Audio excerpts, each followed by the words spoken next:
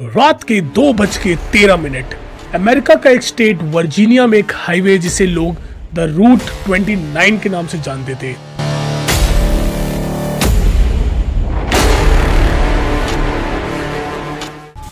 उस रात उस हाईवे पे कुछ ऐसा हुआ जिसने पूरे देश में एक डर का माहौल पैदा कर दिया था। दोस्तों, ये हाईवे एक ऐसा था जहां पे कुछ अचानक से बहुत सी किडनैपिंग, बहुत सी चीजें होने लगी थी, जिस कारण की वजह से 90s के दौर में अमेरिका में इस हाईवे को सबसे डरावना हाईवे कहा गया था। और सबसे इंटरेस्टिंग चीज दोस्तों, इस हाईवे को लेके जब पुलिस और FBI ने इसके बारे में इन्वेस्टिगेशन करना शुरू किया, एंड में जो इसकी रिपोर्ट आई, आप इस वीडियो में बने रहना क्योंकि एंड में जब आपको पता लगेगा आप भी बहुत शॉक हो जाओगे। तो शुरू करते हैं आज की इस वीडियो दोस्तों, वैसे तो ये हाईवे देखने में बिल्कुल ही साधारण है, जैसे कि नॉर्मल स्टेट हाईवे या नेशनल हाईवे होता है। सुबह का वक्त तो इस हाईवे पे कोई प्रॉब्लम नहीं थी, बट एक टाइम के बाद 90s के दौर में अचानक से कोई भी लोग जब वो इस हाईवे को यूज करके रात को ट्रैवल कर रहे थे, उन्हें नहीं पता था कि उनकी जिंदगी का ये आखिरी सफर हो सकता है। दोस्तों, ये केस ने जब हवा पकड़ी, आप ये सोचिए कि state police, Virginia state police and FBI तक इन्वॉल्व कर दी गई थी केस सॉल्व करने के लिए। पर एंड में दोस्तों फिर भी दोनों टॉप एजेंसीज भी नहीं पता लगा पाई कि असली रीजन क्या है लोगों का गायब होना। दोस्तों, आज की ये वीडियो जब आप देखेंगे, आप भी जरूर एक टाइम के लिए सोच में पड़ जाएंगे कि कभी कभी किसी के घर तक का सफर किसी इंसान के लिए आखिरी भी सफर हो जाता है। ये स्टोरी सिर्फ एक रियल स्टोरी नहीं है दोस्तों, ये एक वार्निंग है उन सभी लोगों के लिए जो रात में हाईवे का सफर करते हैं।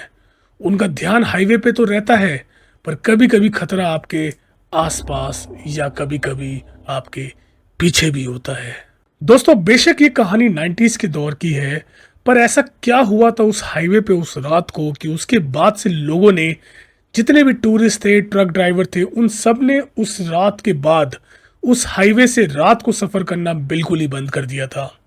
लोगों को ऐसा क्यों लगने लगा था कि जब भी उस रात को वो हाईवे से ट्रैवल कर रहे थे, कोई ना कोई उन्हें हाईवे के साइड से या तो नोटिस कर रहा है या उन्हें लगता था कि कोई उनके पीछे गाड़ी चला रहा है लाइट्स ऑफ करके।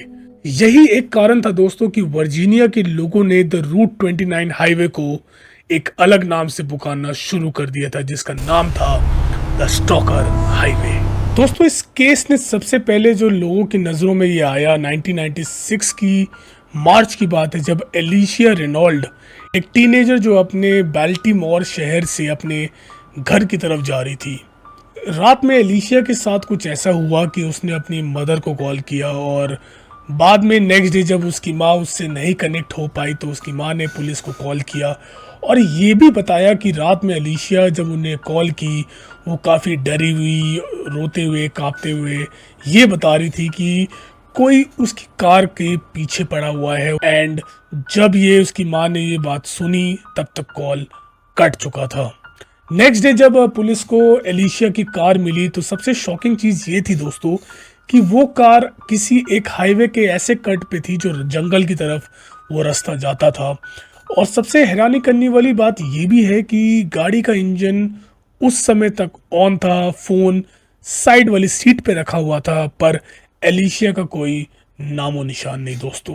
हालांकि पुलिस ने बताया कि ग्राउंड पे वहाँ काफ़ी घास थे, उसमें ऐसे निशान थे कि किसी को ऐसे खींच के जो जंगल की तरफ रास्ता जा रहा है वहाँ पे ले गए होंगे शायद। पर एंड में दोस्तों यही हुआ, पुलिस ने काफ़ी इन्वेस्टिगेशन के दौरान हर चीज़ को सर्च करने की कोशिश तो की, पर एलिशिया का कोई नामो निशान नहीं दोस्तों, जब ये मिसिंग केस हो गया था, फिर पुलिस ने अपना इन्वेस्टिगेशन शुरू किया। काफ़ी दिन तक ये इन्वेस्टिगेशन तो चला, पर बाद में पुलिस को एक चीज़ और पता लगी कि ये कोई पहला मिसिंग केस नहीं था। इसी हाईवे पे कुछ साल पहले सेम पैटर्न, सेम तरीके से कुछ मिसिंग रिपोर्ट्स आए थे। शायद उस समय भी ये केस को सॉल्व नहीं किया गया था और बाद में जब पुलिस ने ये पूरी चीज़ समझी, वहाँ से उन्होंने इस इन्वेस्टिगेशन का रुख ही मोड़ दिया। वो आपको थोड़ी देर में मैं आपसे शेयर करने वाला हूँ, बट उससे पहले दोस्तों हम वर्जीनिया का ये स्टेट हाईवे द रूट 29 को पहले समझ लेते हैं। ये फैला हुआ अमेरिका का एक वो हाईवे है जो काफ़ी किलोमीटर तक लंबा है, घने जंगलों से होते हुए गुजरता है ये दोस्तों। और सबसे डरावनी बात दोस्तों, काफ़ी टूरिस्ट ट्रक ड्राइवर ने बताया इस हाईवे के बारे में कि रात का समय एक ऐसा पैच है उस हाईवे पे जहाँ पे कोई स्ट्रीट लाइट कुछ भी नहीं है। लोग बताते हैं कई कई बार वो जब उस हाईवे पे चलते रहते हैं कितने किलोमीटर तक तो उनको कोई गाड़ियाँ भी नहीं दिखती है। और शायद यही एक पॉइंट है जहाँ पे जो क्रिमिनल जो ये चीज़ कर रहे थे उनके लिए ये प्लस पॉइंट हो सकता है, क्योंकि वो एक एरिया है जहाँ पे उन्हें मौका मिलता होगा अपने शिकार पर अटैक करने का। एंड जैसे कि मैंने थोड़ी देर पहले बताया था कि इन्वेस्टिगेशन के दौरान पुलिस को जब ये पता लगा कि ये कोई पहला केस नहीं था, तो उन्होंने पास्ट में जितने भी केसेस हुए थे, जो रिपोर्ट हुए थे, जिन्होंने कहीं ना कहीं रिपोर्ट किए गए थे, वहाँ से उन्होंने वो सारी इन्फॉर्मेशन मंगाई और अब इन्वेस्टिगेशन शुरू होती है दोस्तों। एंड पुलिस वालों को ये पता लगता है कि सबसे पहला मिसिंग केस हुआ था एक 21 साल की लड़की जो कॉलेज स्टूडेंट थी एंड अपने शायद घर जा रही थी वो। एंड सबसे कॉमन चीज़ ये है दोस्तों कि उसने भी शायद किसी अपने दोस्त को, फैमिली को ये बताया कि एक कार उसे फॉलो कर रही है काफ़ी देर से एंड उसे डर भी लग रहा है। और एंड में दोस्तों हुआ वही, अगले दिन वही कार एक हाईवे के कोने में खड़ी मिली जिसका इंजन ऑन था, फ़ोन का कोई अता पता नहीं, और ऐसा लगा था कि शायद किसी को गाड़ी से ज़बरदस्ती निकाला गया है। ये सब जब रिपोर्ट में उन्होंने देखा तो पुलिस काफ़ी शॉक में होगी और वो थोड़ा सा कनेक्ट करने लगी कि क्या पता जो वो मिसिंग केस था और ये मिसिंग केस था, इसमें मेन पर्सन एक ही है जो हाईवे के आसपास ही रहता है। अब दोस्तों, जब तक स्टेट पुलिस पहले केस के बारे में पढ़ ही रही थी तो उन्होंने बाद में एक चीज़ और देखी कि 3-4 महीने बाद एक और मिसिंग केस रिपोर्ट की गई थी और उसके बाद 1 महीने बाद एक और, फिर कुछ टाइम के बाद एक और। जब पुलिस को ये चीज़ समझ आ गई कि ये एक पैटर्न है जो सिर्फ हाईवे पे हो रहा है, हाईवे पे आने जाने वाली गाड़ियों पे कोई ना कोई तो नज़र रख ही रहा था, उन्हें एक चीज़ समझ आ गई थी अगर उन्हें कल्प्रिट तक पहुंचना है तो उन्हें सबसे पहले हाईवे के आसपास हर एक चीज़ को चेक करना पड़ेगा। उन्होंने काफ़ी टाउन्स में जाके काफ़ी लोगों से पूछताछ की, जितने भी अबैंडन घर थे जंगलों के बीच में, वहाँ पे जो लोग रह रहे थे उन सबसे पूछताछ उन्होंने की, ये पता लगाने के लिए कि क्या पता उन्हीं में से कोई एक था जो हाईवे पे ये सब कर रहा था। पर दोस्तों, हुआ ये कि स्टेट पुलिस के हाथ में कुछ भी नहीं लगा, उन्हें खाली हाथ लौट के वापस आना पड़ा क्योंकि उनके पास कोई ऐसा सबूत नहीं था जिससे वो प्रूव कर सके कि इस पर्सन का इन्वॉल्वमेंट था सारे केसेस में।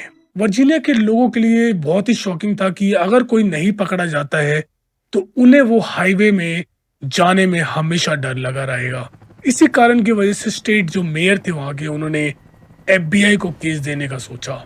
बाद में दोस्तों ये केस FBI को सौंप दिया जाता है। FBI ने वापस से इस केस पे अब इन्वेस्टिगेशन शुरू किया गया। दोस्तों, जैसे कि ये केस FBI को बाद में दे दिया गया था इस उम्मीद से कि शायद ये केस सॉल्व कर दें, पर दोस्तों FBI ने भी इन्वेस्टिगेशन वहीं से शुरू की। उन्होंने सारे टाउन्स में जाके लोगों से पूछताछ की, जो लोग उस हाईवे से ट्रैवल कर चुके थे या जो लोग ट्रैवल करते थे हमेशा, उन सब से ये जानने की कोशिश की कि क्या कभी उन्होंने कुछ ऐसा अनयूजुअल देखा। जो लोग रात में सफ़र करते थे उनसे जानने की कोशिश की कि क्या कभी उन्होंने कुछ ऐसा देखा जहाँ से FBI इन्वेस्टिगेशन शुरू कर सके या उस बंदे तक पहुँच सके जो इसके पीछे था। बाद में कहीं दोस्तों FBI को एक मिसिंग पर्सन के कपड़े, कुछ सामान और एक कैमरा मिला जो ऐसा लगा था कि तोड़ा गया था। बाद में FBI ने जब उस कैमरे को चेक किया, फुटेज निकाली, उन्होंने देखा कि कोई उस कैमरे को लेके जंगल की तरफ भाग रहा है और भागते भागते वो कैमरा उसके हाथ से गिरा और शायद वो पर्सन भी वहाँ पे गिर जाता है। बाद में एक कैमरे में ये भी दिखता है दोस्तों कि एक कोई पर्सन, उसकी परछाई दिख रही थी उस वीडियो में, वो एक ही जगह खड़े होके उस विक्टिम को देखे जा रहा था और वहाँ पे वो लास्ट फुटेज थी। उसके बाद वो कैमरा अपने आप बंद हो गया दोस्तों। FBI इस केस पे कई सालों तक लगी रही दोस्तों, काफ़ी चीज़ें उन्होंने समझी, काफ़ी लोगों से पूछताछ की, कुछ एक कल्प्रिट को भी पकड़ा। रिचर्ड नाम का एक पर्सन था, उसको भी उन्होंने पकड़ा था क्योंकि उसका बैकग्राउंड पास्ट में ऐसा रहा था कि सारे क्रिमिनल केसेस उसके हाईवे पे ही हुए करते थे, किडनैपिंग भी थी, पर बाद में ऐसा कोई सबूत नहीं था तो रिचर्ड को भी छोड़ना पड़ गया था दोस्तों। FBI ने बाद में दोस्तों ये भी डिक्लेयर कर दिया कि वो ये केस सॉल्व नहीं कर पाएंगे दोस्तों। तो दोस्तों आपने अब ये तो समझ लिया कि एक ऐसा हाईवे जहां पे लोग गायब हो रहे थे, स्टेट पुलिस, एफबीआई दोनों ने अपने इन्वेस्टिगेशन में काफ़ी लोगों से पूछताछ कर भी ली और एंड में रिजल्ट आपने देख ही लिया। उन्होंने अपने रिपोर्ट में कह दिया कि उनसे ये केस सॉल्व नहीं होगा। वो कौन लोग थे, कौन सा ऐसा गैंग था जो उस हाईवे पे लोगों को गायब कर रहा था, और जितने भी लोग गायब हुए उनका कोई नामो निशान क्यों नहीं मिला। ऐसा भी हो सकता है दोस्तों कि वो बंदा उस हाईवे पे ना होकर किसी और हाईवे पे अपने अगले शिकार का वेट कर रहा हो। दोस्तों वैसे सवाल तो बहुत सारे उठे पर जवाब सिर्फ मिसिंग पर्सन की फैमिली को नहीं मिला। सो दोस्तों ये थी एक story Virginia the route 29 highway की। आई एम श्योर आपको ये वीडियो ज़रूर पसंद आई होगी और मेरे इस चैनल पे आपको हमेशा सस्पेंस थ्रिलर टाइप की ही वीडियोस आपको हमेशा मिलती दिखेगी दोस्तों। अगर आप इस चैनल पे नए हैं दोस्तों तो मेरे इस चैनल को सब्सक्राइब ज़रूर कर देना, वीडियो पसंद आई तो लाइक ज़रूर कर देना। मैं हर वीक आपके लिए ऐसी ही वीडियो लेके आता रहूँगा और अगर आपके पास टाइम हो तो आप मेरी पुरानी वीडियोस भी जाके चेक कर सकते हैं। उम्मीद करता हूँ कि आपने चैनल को सब्सक्राइब कर दिया होगा। नेक्स्ट वीक मैं कैसी ही वीडियो लेके आने वाला हूँ तो बेल आइकन भी ज़रूर दबा देना ताकि आप ऐसी वीडियो वीकेंड पे खासकर मिस ना कर दे दोस्तों। तो मिलते हैं दोस्तों नेक्स्ट वीक बहुत जल्द एक न्यू वीडियो के साथ। Till then keep loving, keep supporting. This is Raj, good bye.